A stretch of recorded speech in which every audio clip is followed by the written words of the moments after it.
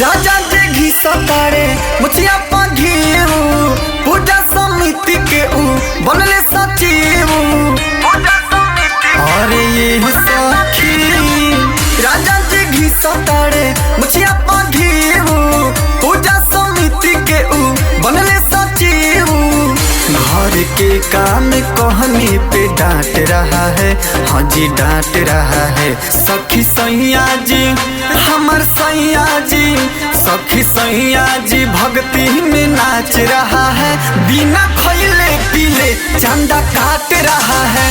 सखी सैया जी भक्ति में नाच रहा है, बिना खैले पीले चंदा काट रहा है।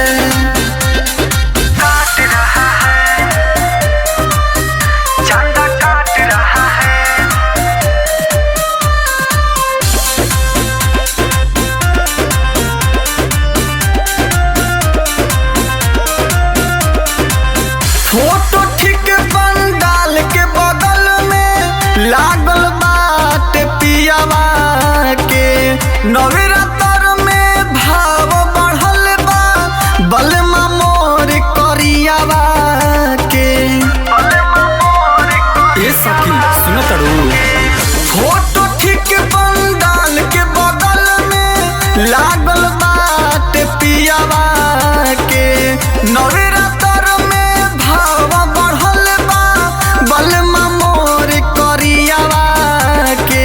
हुकुम जनाव हतरे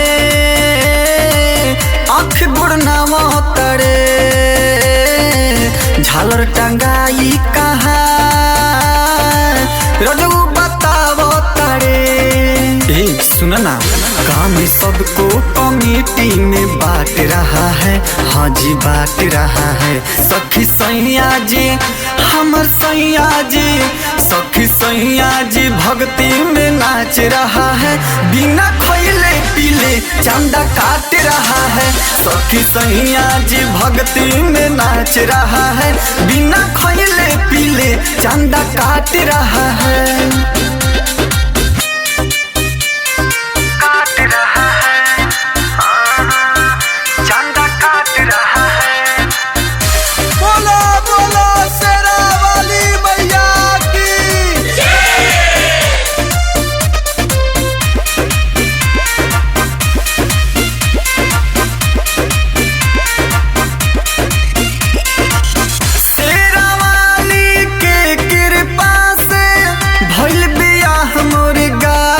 से माई के कृपा से सैया जीती है अब की विधायक से।